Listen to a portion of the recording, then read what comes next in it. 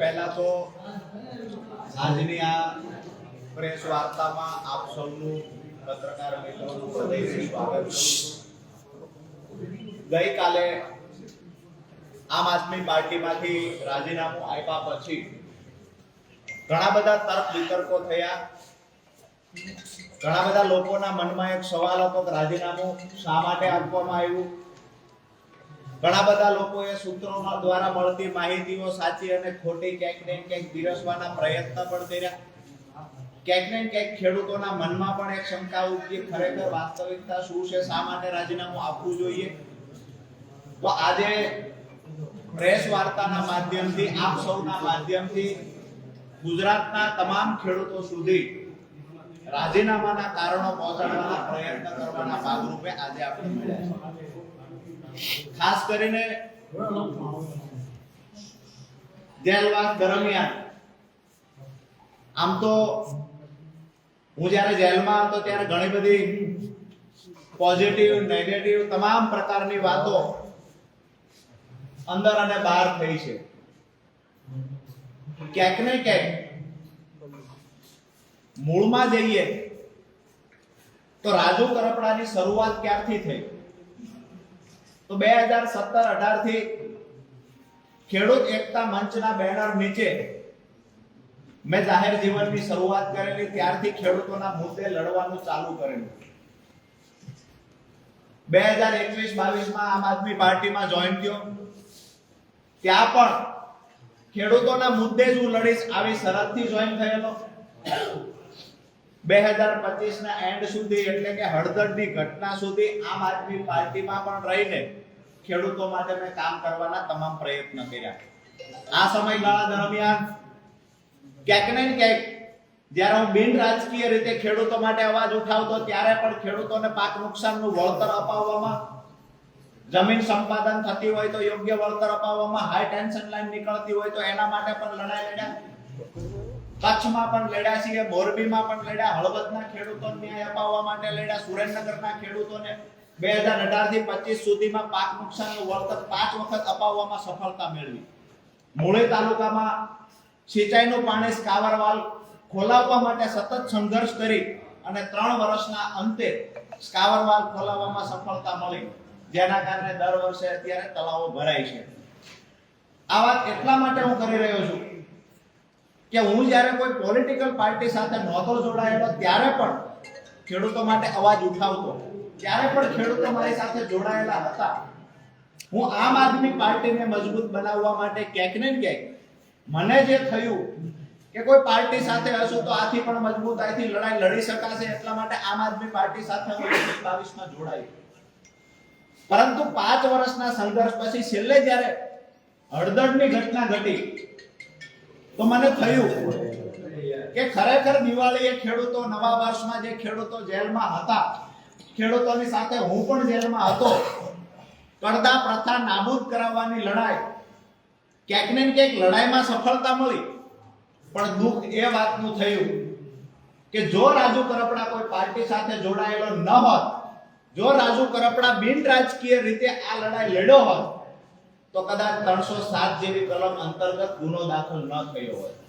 ક્યાંક ને ક્યાંક મને એવું દેખાણું કે બે પાર્ટીઓની રાજકીય લડાઈમાં અમારા ખેડૂતો ભોગ બન્યા।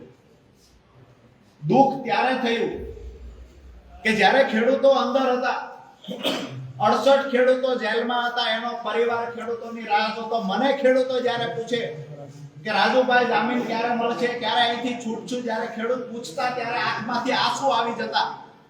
ક્યાંક ને ક્યાંક એ દુઃખ થતું હતું કે ખોટા કેસની અંદર 3 મહિનાની બદલે 3 વર્ષ રાજુ કરપડા અંદર રહેશે તો મંજૂર છે, પણ જે ખેડૂતોએ ક્યારે પોલીસ સ્ટેશન નહોતું જોયું એ ખેડૂતોએ જેલમાં જવું પડ્યું, અને એ ખેડૂતોની પાછળ જે મહેનત કરવાની વાત હતી, એ ખેડૂતોને છોડાવવાની વાત હતી। તો જ્યારે આજે ઘણી બધી ગઈકાલથી હું જોઉં છું મીડિયા સામે આવીને સાફ સફાઈની વાતો આમ આદમી પાર્ટી દ્વારા પણ થઈ રહી છે। મારું સ્પષ્ટ રાજીનામું આપતી વખતે એક વાત હતી કે જે મોઢેથી પાંદ ચાવ્યા છે એ મોઢે કોલસો નથી ચાવવો। જે પાર્ટીને મજબૂત બનાવવા માટે થઈ અને ક્યાંક ને ક્યાંક મેં મારા પરિવાર કરતા, બાળકો કરતા વધારે સમય આપ્યો છે પાર્ટીમાં કે આમ આદમી પાર્ટીને મજબૂત બનાવી શકાય। આપ સૌએ અને ગુજરાતની જનતાએ જોયું છે કે વિસાવદરની ચૂંટણીમાં ગોપાલભાઈને જીતાડવા માટે હું પોતે ઉમેદવાર હોય એવી રીતે રાત દિવસ મહેનત કરી અને જીતાડવાના પ્રયત્ન કર્યા. જ્યાં સુધી પાર્ટી સાથે રહ્યો ત્યાં સુધી વફાદારીથી રહી અને પરિવાર કરતા વિશેષ મહત્વ આપીને પાર્ટીને મોટી બનાવવાના પ્રયત્ન થયા. પરંતુ હું જ્યારે જેલમાં ગયો અને જે મને કડવો અનુભવ થયો કે પહેલી મુદત હતી અમારી 27 તારીખે, જે દોસ્તો તર્ક વિતર્ક કરી રહ્યા છે, જે સફાઈની સુધિયાળી વાતો કરી રહ્યા છે, અને ટૂંકમાં કહી કે 27 તારીખ 27/10/2025 ના રોજ પહેલું 12 ખેડૂતોના જામીન મૂકવામાં આવેલા. એનું પહેલું હિયરિંગ હતું 27/10/2025.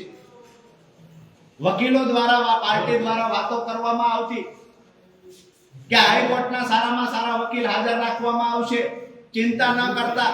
જેલની અંદર રહેલા ખેડૂતોને હું કહેતો તો તમે આવતીકાલે છૂટી જશો, ચિંતા ના કરતા, આપણા સારામાં સારા વકીલો આવવાના છે. મને 27 તારીખે ખબર પડી કે પાર્ટી તરફથી સિંગલ વકીલ ત્યાં હાજર નથી રહ્યો. એકદમ નાના વકીલે દલીલ કરી છે અને ખેડૂતોના જામીન નામંજૂર થયા છે. ખેડૂતોએ જ્યારે મને પૂછ્યું પાર્ટી તરફથી વકીલ હાજર હતો, હું ખેડૂતોને જવાબ નથી આપી શક્યો. એનાથી આગળ વાત કરીએ કે જ્યારે ભાવનગર વાળો કેસ અમારા પર થયો, ક્યાંક ને ક્યાંક રાજુ કરપડાને જેલમાંથી બહાર કઢાવવાની જગ્યાએ પ્રદેશમાં રહેલા એક બે વ્યક્તિએ રાજુ કરપડાને વધારે સમય ફસાવવાના પ્રયત્ન કર્યા છે. મને ફસાવે એનાથી મને કોઈ દુઃખ નહોતું, અફસોસ નહોતો. કદાચ હું એમનો હરીફ બનીશ ભવિષ્યમાં, આવું સમજીને ફસાવવાના પ્રયત્ન થયા. પરંતુ મારા ખેડૂતોને પણ મારો ગુસ્સો રાખીને, ખેડૂતોને પણ જેલમાં રાખીને, ખેડૂતો સાથે ક્યાંક ને ક્યાંક ગેપ થયું હોય આવું જ્યારે દેખાણું, ત્યારે જેલમાં બેઠા બેઠા નિર્ણય કર્યો હતો કે આવનાર સમયમાં જે પણ કાંઈ થશે એ બિન રાજકીય રીતે મારાથી થશે એટલું કરીશું. અને જ્યારે પણ કોઈ એવું કહે છે કે ખેડૂતોનું અમે આ સારું કામ કરીએ છીએ, તો કોઈ પણ પાર્ટીના લોકો સારું કામ કરતા હશે, પછી સત્તામાં રહેલા લોકો હોય કે વિપક્ષમાં રહેલા લોકો સારું કામ કરશે, તો એના જાહેર મંચ પરથી વખાણ કરીશું. મહત્વની વાત એ છે કે મારો વિડીયો જે મારી પર ભાવનગરમાં બીજો કેસ થયો, આ વિડીયો અમારી પાર્ટીના મહામંત્રીને માત્ર મેં આપેલો ત્યારે કહેલું હાજર થતા પહેલા કે આ વિડીયો 31 તારીખે ચલાવવાનો છે, એવી રીતે મારી પાસે માંગવામાં આવેલો. આજે હું એટલા માટે આ સફાઈ આપું છું કે સવાલો ઘણા બધા થાય છે પાર્ટી તરફથી. ગઈકાલથી ક્યાંક ને ક્યાંક મારા માટે નેગેટિવ ચલાવવાના પ્રયત્ન થાય છે. હું આજ પણ કહું છું કે હું મૂંગો બેઠો છું એટલું સારું છે. જો મારી જીભ ખુલશે, મારું મોઢું ખુલશે, તો લોકોને જવાબ દેવાના લાયક તમે લોકો નહીં. કારણ કે જે પણ મેં જેલમાં અનુભવ્યું એની સાથે સાથે જે પણ પાછળથી જે ગેમ થઈ છે એ ખરેખર ક્યારેય સ્વીકારી ન શકાય. પોતાના લોકો પાસે અપેક્ષા ન હોય એવી ગેમો થઈ છે પાછળથી. મેં જે વિડીયો આપ્યો હતો એ વિડીયો 31 તારીખે ચલાવવાનો હતો. એમાં પણ કાંઈ ભૂલો હોય તો એને એડિટ કરીને ચલાવવાનો હતો. એની જગ્યાએ 29 તારીખે વિડીયો રિલીઝ થઈ જાય છે, વાયરલ થઈ જાય છે.